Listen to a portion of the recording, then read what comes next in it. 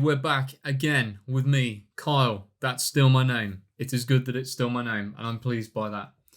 We're still working with NFT Maker Pro. We're enjoying ourselves. Now, this episode is going to be about getting these files into the NFT Maker Pro console. And that's the place where all of the good stuff happens. That's where you start to really get the advantages of NFT Maker Pro. As such, though, I'm going to start off with, yet again, we're talking about metadata. Now, what I'm going to show you here is initially just about the thought process behind it.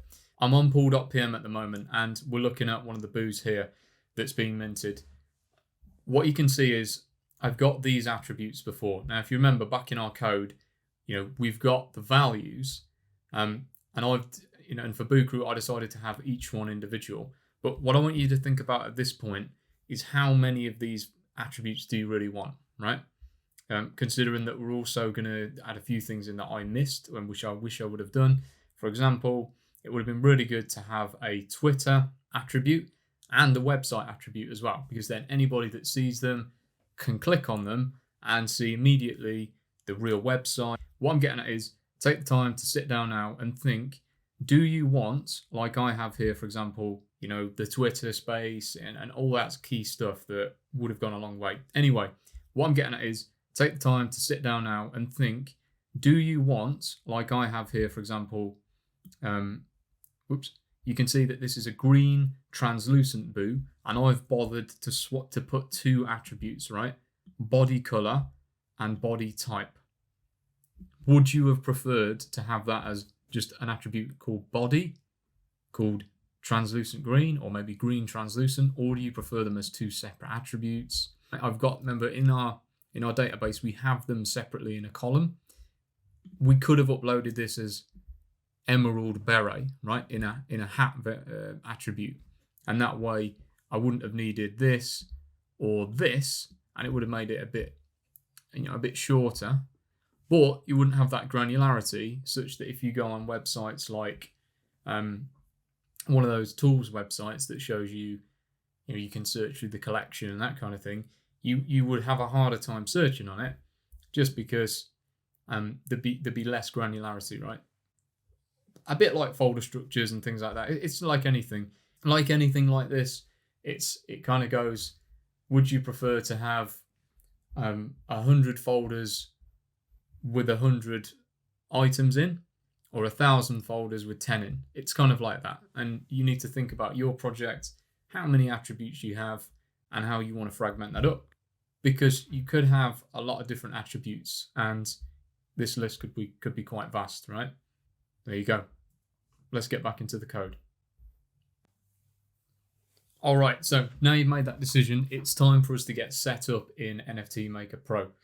What you want to do is go to the website I'm showing on the screen now, and then complete the sign up information. Once you've done that, it will give you an email to the email address that you put in, asking you to confirm it, at which point you'll then be able to log in, and you'll be greeted with this screen. I've just set up this one specifically to do the testing, hence it's called test. You'll notice in the here and here it currently says 0 ADA. Now, this is the internal wallet, and we need to talk about that. Very broadly, the internal wallet is used specifically to do internal actions. So as you'll see later on, you can use this platform to mint from the back end, right, if you wanted to. And to do that, you can use the internal wallet. Now, the NFT Maker Pro stance on this is that you want to keep the absolute minimum amount of ADA in there that you need to, as that way they're not handling ADA for you. They don't want to do that. What you need to do is set up a wallet, which I'll show you how to do in a moment, and doing so will direct all inbound ADA from mints to your wallet and not the internal one. So what we're going to do here, to do that, we'll do that first. You go to wallets, enter new wallet address, and then what you want to do is add in your wallet address here. I'm not going to do that for you, but essentially what happens is you put the wallet address in, obviously check everything's correct. It will then, if I remember correctly, it asks you to send a very specific amount of ADA to another address, and then on the back end it listens very similarly to how it does for the minting for that amount at that address, and if that happens in time, it will load your address in, at which point all ADA funds will be sent to this address that you give it and not the internal one. It's highly recommended that you do this first so that you don't end up storing loads of ADA on the internal address, because then it's not yours, right? The old saying, not my keys, not my coins. All right. Once that's done, what we then want to do is we want to go into here, into manage API keys, and we're going to create a new API key. I'll go into detail about what this does more later. Go in here, go to manage API keys, hit create new API key, default key. I'm going to set this to expire a lot sooner than that, and that's a deliberate thing because I know I'm going to finish recording this series pretty soon, and I don't want people using this, and that means that I can show you the key and not have to blur everything out. For you though, never share this with anybody, as they will be able to literally run code. Yeah, this is it, right? If you've got this API key, you can run code, right? We don't want people other than you or other people that are managing your project to be running anything. So please keep this safe. I've picked that date though, so it expires soon. What we're going to do is, there's only a few things we actually want. We definitely want a pay address. We don't want that because we're going to do it all. Check payment addresses, we'll have that. We'll have upload, list projects, that's fine. We don't want any of this stuff. All right, so let's create that. And as you can see here, we've got to save it. So as I said before, this is where this is the only chance you get, if I remember correct. Yeah, it is. This is the only opportunity you have to save this, so do it now. Once we've done that, we'll see this screen here. As you can see, it's mostly blurred out. For now though, we're going to move on to NFT projects, and we're going to hit create new project like that. First thing, give it a name. I'm going to call this dev diary. If your website is ready, give it a URL here. It doesn't actually do anything, as far as I remember. It's just a bit of data. Description again, I don't think this does anything. It's just useful for you. I'm just going to do this, and I will put BooCrewNFT.co.uk in there just for so we know. Token prefix, we're not going to do that. We're going to handle that ourselves. But what this would do is add, for example, if you remember, all of them say BooCrew A and then the number. What this would do is you could just put BooCrew here like this, and then it would apply that to the name to all of them. So that way I could just, in the data, I could just give it like that, and it would automatically do that. 20 minutes, that's how long after someone clicks our mint button they're going to have to send ADA. I think 20 minutes is a good amount. You don't want it much less than that. You don't want it much more. I think it's a good balance. It's the default. Max supply, this is important. So this is very key. It's the maximum number of any one NFT. So you could use this to maybe have 10 copies of the same one. I'm not personally aware of any projects that do this. I would keep it to one. We want each NFT to be unique, and that's hence it's one. Again, we're paying out. Now, unlike me, you will have put in your own wallet by now.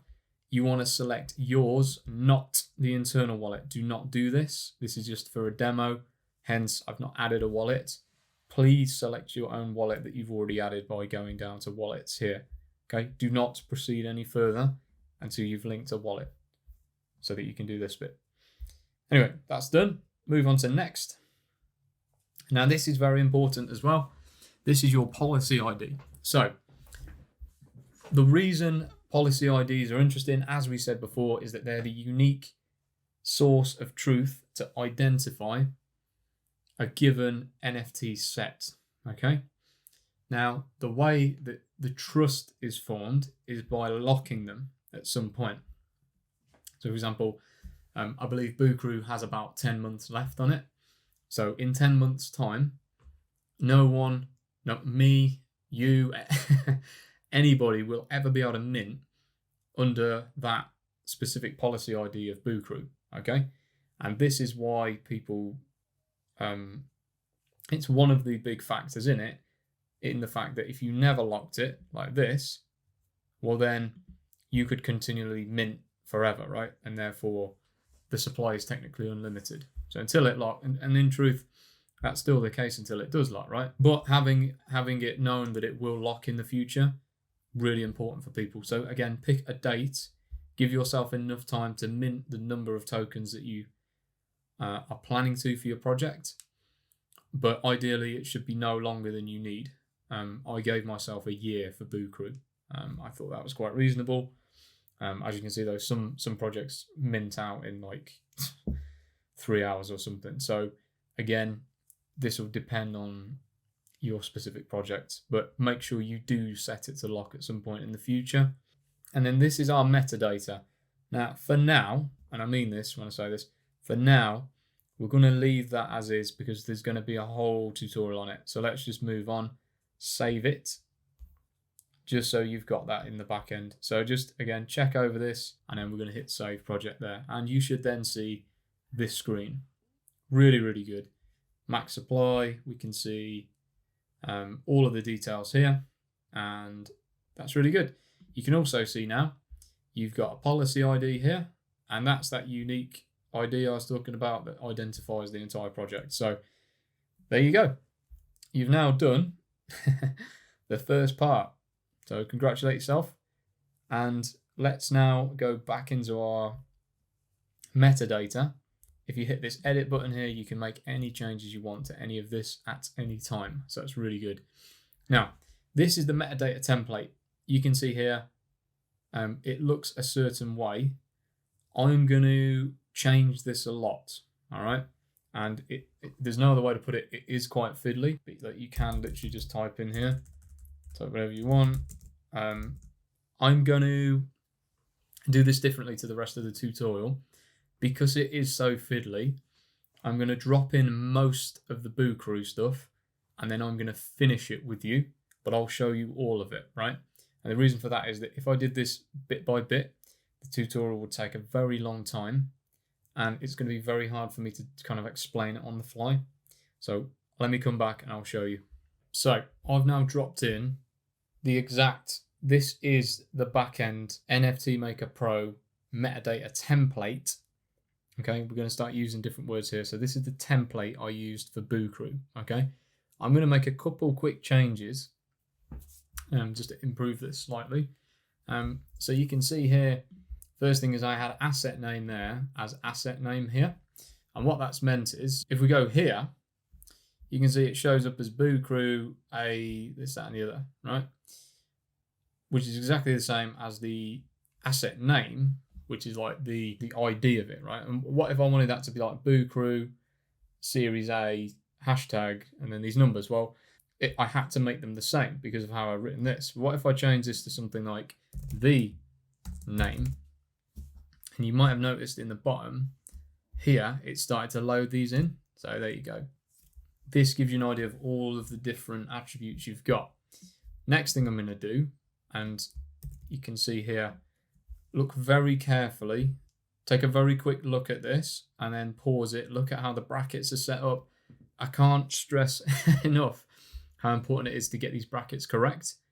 So just see, you've got one bracket, then the 721 standard, then another bracket with the colon, and then you can see here there are two on the end, then the version. All right, take a note of that.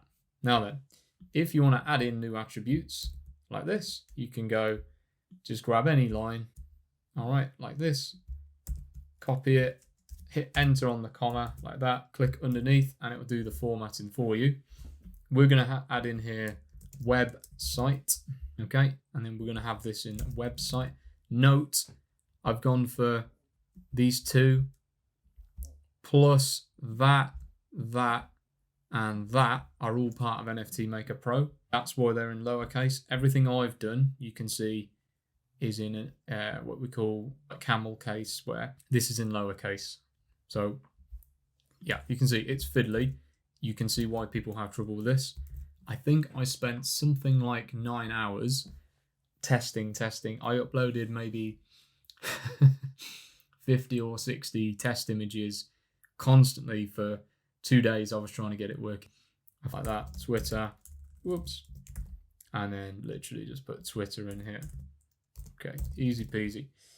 Now if that's right and it's working, you should be able to save it. So let's try it. And there, spot on. Brilliant. Right, moving on. Okay, we're back in Python. So yeah, so that metadata template and all of the metadata is in a file type called JSON. Okay, so what we're going to do here is say example, sorry, no we're not, we're going to call it template JSON is equal to this. And I've literally copy pasted that straight out of NFT Maker Pro where we just filled it in so that we can always see it. We've always got it there. I've also got the API key here. And then these methods that we've done before, I'm going to just, these calls of the methods, I'm going to put these back under here. We're not going to use them for the time being. So that's our template, right? Now we need to create a new method called upload one NFT, like that. And we're going to call that, I'm going to put def there as well because we're, we know what we're doing. And if we remember how we did this, it takes in the array, and that's how we did it here. So we're going to do the method in the same way, keep it consistent. So we're going to say array in like that, and then we're going to put in here, we'll also take this, and that'll save us a bit of time as well, like that. And then we'll do two other things, and we'll say website equals www.BooCrewNFT.co.uk, and then we'll say Twitter equals .com/BooCrewNFT, just like that. And there we now have a basis for our metadata. So we've got here final JSON. Now this is remember we've got the template, which is the NFT Maker Pro side. Then we've got this JSON setup. So I'm going to call this the setup. All right. And this is going to basically build the JSON data for us. That we're then going to load up. Target equals base 64 of our image. Right, now that's going to be important later, but for now, take a very close look at how this is constructed. And what I'm going to do, just so you can see this initially, I'm going to delete a lot of these, and that way you'll be able to see what the whole thing looks like. Yeah, so this would be the asset name, which is going to be BooCrew A whatever. And then within this bit, you have the preview image NFT part. This is where it takes the image, and then you can see we have the name again. Now that's going to be the same as here, and then we're going to have a third name bit which will overwrite this bit. The MIME type, this is you telling NFT Maker what the data type is going to be. It's going to be an image, and it's going to be a PNG file, and then it takes this bit and it puts it into this here, this image part of the actual final metadata, which on the fly, what happens is as you're uploading, it takes the image data, which we're going to put in here in base 64, converts that and uploads it, or converts it out of base 64 back into a PNG, then uploads it to the IPFS blockchain. All right, that gets replaced. So where we've told it here, that gets replaced here, and then just links to that IPFS. And then finally you have all your metadata here. So I've just got time of day, background. Make sure your brackets are set up correctly. Make sure the last one within here has no comma on the end. So let's just go back. Okay, that's everything. Now, if you remember, I added a couple more things in. Yeah, here, name, the name. So what we're going to have to do, grab this here, like that. And I'm going to drop that in there, and again, and again. So this gives us 3 more bits to work with. So we're going to go v_name. We're going to be value we're just going to put testing this is different. I'm going to do that for now. The next one is website, and we can see we did that in lowercase as well. So we're going to put website here, and then we're going to put Twitter here. What we're going to need to do is, you can see here how my original code, I use these TOD strings and stuff, but we've already done that in a nicer way here. So we're going to put TOD there, and basically we're just going to drop in all our variables. I'm going to speed this up a little bit, so I'll see you soon.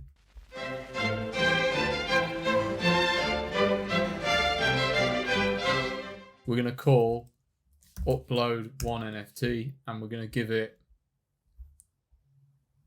I'm going to grab this text again. Oops, so that we can pull that. So remember, we're going to read CSV, we're going to give us a row, and then we're going to pick that row and we're going to give it to this here, and hopefully we should get something useful in our print statements. So I've not put string around that because it's a nightmare to remember. Let's run it again.